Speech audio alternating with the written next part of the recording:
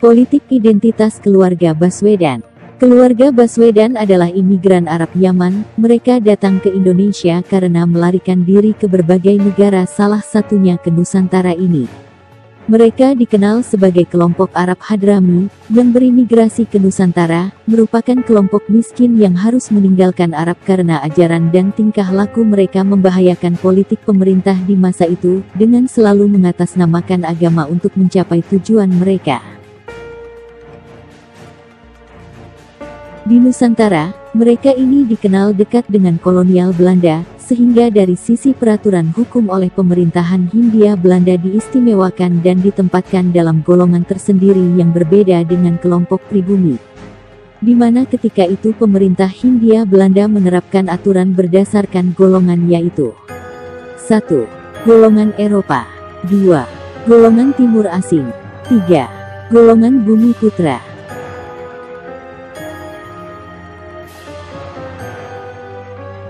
Keturunan Arab ditempatkan sebagai golongan Timur Asing dan telah terbiasa melihat diri mereka lebih tinggi daripada pribumi, sebagai kasta yang lebih rendah dari kasta mereka, menganggap pribumi sebagai budak dan kelompok yang layak diperbudak. Untuk mempertegas keberadaan mereka sebagai kelompok yang berada di atas kelompok pribumi, Abdul Rahman Baswedan mendirikan Partai Arab Indonesia pada tahun 1934 yang merupakan partai identitas, yaitu identitas keturunan Arab sebagai pemilik kasta lebih tinggi dari pribumi itu sendiri.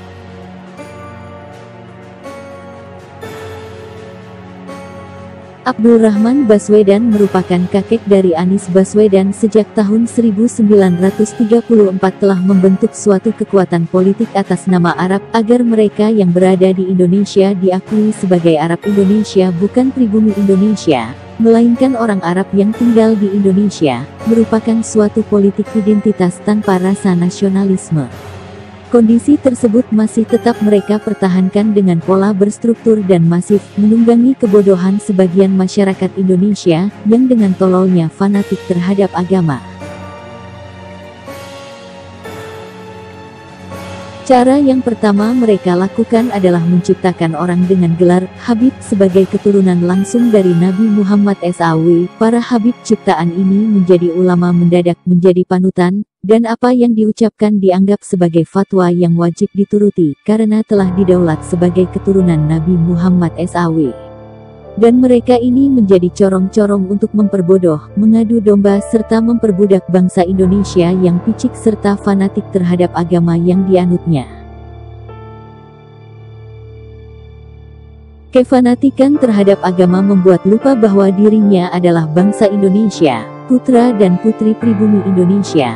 Hal ini bisa dibuktikan dengan beberapa hal antara lain. FPI didirikan oleh Rizik Syihab menjadikan saudara kita yang fanatik tanpa otak menjadi budak politik agama. Anis Baswedan menjadi gubernur DKI dengan memperalat 58% masyarakat Jakarta yang fanatik agama dengan jargon gubernur seiman. Dan sekarang timbul jargon Anis keren, dengan tujuan tahun 2024 menduduki kursi presiden. Apakah bisa terbayang kalau Anis jadi presiden? Biar masing-masing kita merenungkannya.